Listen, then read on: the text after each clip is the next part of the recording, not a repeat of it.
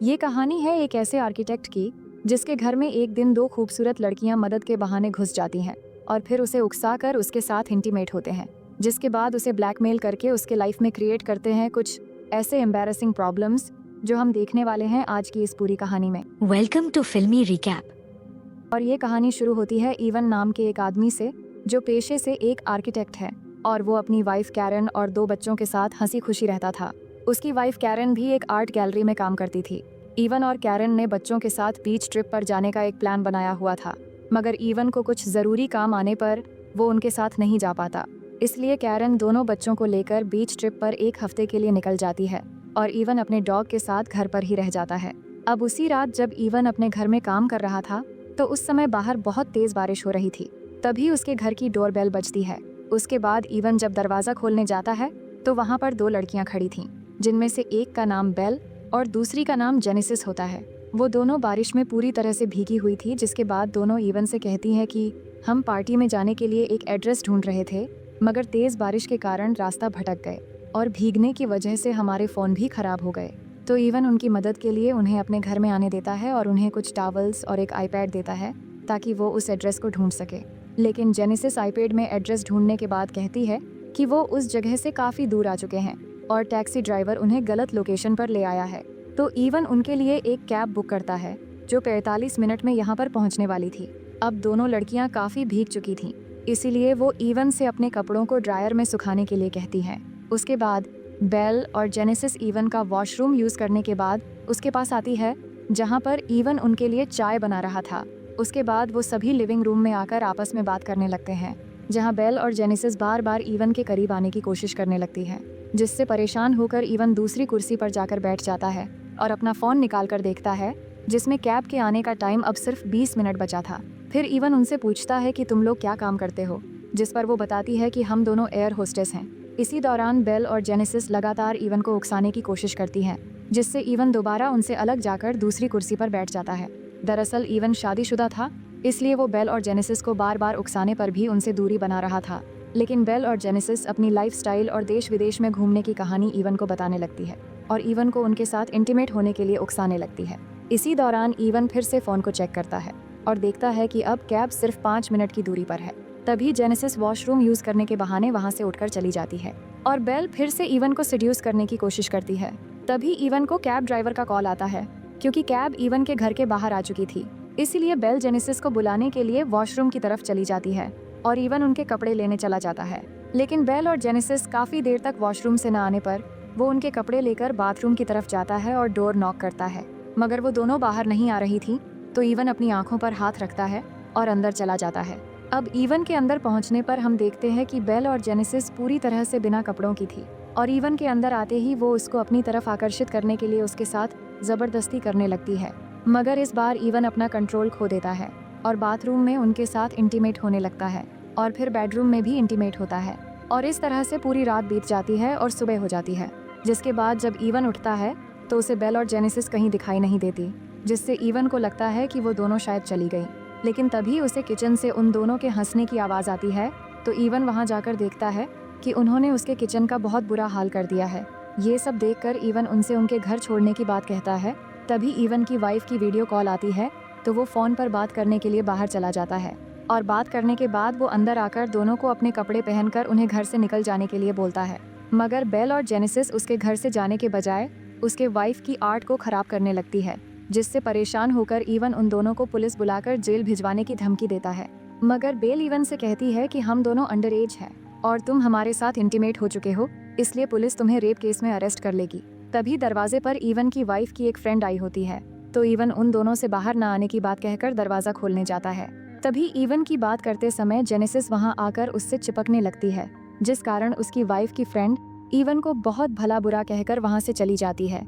इसके बाद इवन अंदर जाकर दोनों लड़कियों को बहुत डांटता है और इस बार सच में पुलिस को फ़ोन लगा देता है, जिससे बेल और जेनेसिस डर कर उसके घर से जाने के लिए मान जाती है और फिर जैसे तैसे इवन उन्हें अपने गाड़ी में बिठाकर एक घर के बाहर छोड़कर चला आता है और वापस आकर वो पूरे घर की सफाई में लग जाता है, क्योंकि बेल और जेनेसिस ने उसके पूरे घर को गंदा कर दिया था।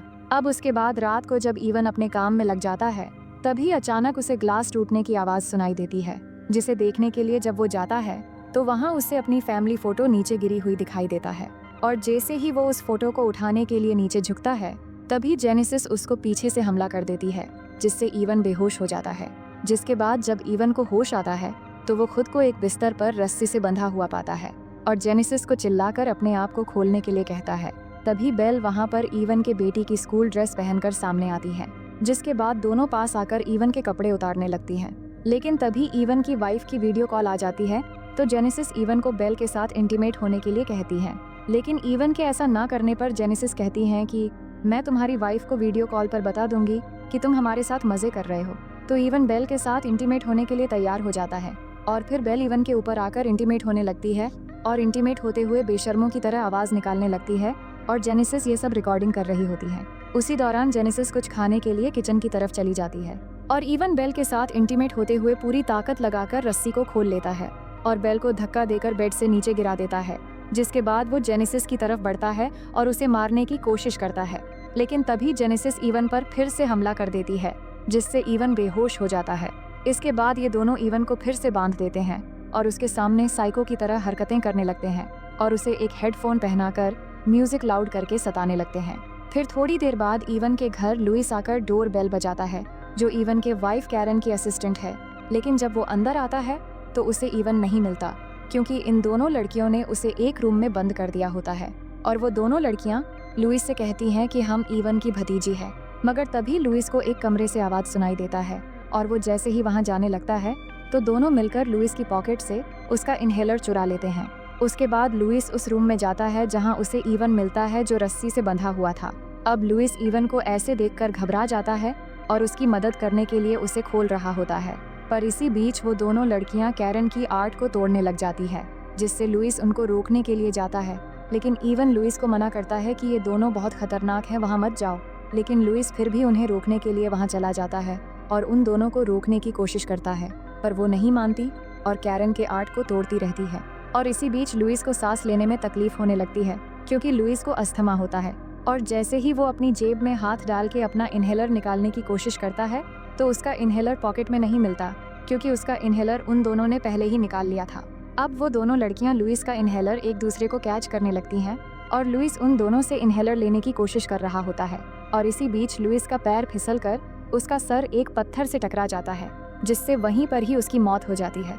और ये देख के दोनों लड़कियां हंसने लग जाती हैं। अब ये सब देखकर ईवन को ये समझ आ जाता है कि ये दोनों लड़कियां पूरी तरह से साइको है। जिसके बाद ये दोनों लुइस की लाश को पेपर से ढककर उसके ऊपर पेंट करके एक मूर्ति की तरह बनाकर उसके लाश को ठिकाने लगा देते हैं। और ईवन के फोन से लुइस के फोन पर ऐसा मैसेज करते हैं ताकि बाद में लोगों को लगे कि लुइस और कैरन की अफेयर चल रहा था, और इसका बदला लेने के लिए ईवन ने ही लुइस को मार डाला। अब इसी दौरान ईवन अपने पैरों से अपनी वाइफ को आईपैड से मैसेज करने की कोशिश करता है, लेकिन इसमें भी वो पकड़ा जाता है और वो दोनों उसका आईपैड बाहर फेंककर तोड़ देती है। जिसके बाद वो दोनों पूरे घर की सारी चीजें तोड़कर तहस नहस कर देती हैं और फिर उसके घर के गार्डन में एक गड्ढा खोदती है। और जब ईवन हेल्प के लिए चिल्लाता है तो ये दोनों लड़कियां उसे गन पॉइंट पे रख देती हैं, जिससे ईवन डर जाता है और हार मान लेता है। अब अगले दिन वो दोनों लड़कियां ईवन को बांधकर उस गड्ढे में डालकर दफना देती हैं और सिर्फ उसका सर बाहर रखकर वो दोनों अपने बारे में बताती है कि हम दोनों साइको हैं और हमें ऐसा करने में बहुत मजा आता है और हम तुम्हारे साथ सिर्फ गेम खेल रहे थे और हम बहुतों के साथ ऐसा कर चुके हैं और हमारे शिकार सिर्फ शादीशुदा मर्द होते हैं। इसके बाद वो दोनों उसका मोबाइल निकालती है और उसको वो वीडियो दिखाती है जिसमें बेल ईवन के बेटी की स्कूल ड्रेस पहनकर उसके साथ इंटीमेट हो रही थी। जिसके बाद उस वीडियो को ईवन की फेसबुक प्रोफाइल पर अपलोड करके टाइटल पर लिखती है हैप्पी फादर्स डे, ताकि लोगों को ये लगे कि ईवन अपनी बेटी के साथ ही इंटीमेट हो रहा है। और फोन को वहीं पर छोड़कर वो दोनों वहाँ से चली जाती है। जिसके बाद ईवन जैसे तैसे अपना हाथ निकालकर वीडियो को डिलीट करने की कोशिश करता है, लेकिन गलती से वो वीडियो डिलीट होने की बजाय लाइक हो जाती है। अब थोड़ी देर बाद हम देखते हैं कि ईवन के वाइफ और बच्चे घर में आते हैं तो उन्हें पूरे घर का सामान बिखरा हुआ दिखता है, पर कैरन को कुछ समझ नहीं आता और उसे लगता है कि उनके जाने के बाद ईवन ने अपने दोस्तों के साथ बहुत मजे किए हैं। और इसी के साथ ये मूवी यहीं पर खत्म हो जाती है। तो दोस्तों, कहानी कैसा लगा कमेंट करके ज़रूर बताना और वीडियो को लाइक और चैनल को सब्सक्राइब कर देना।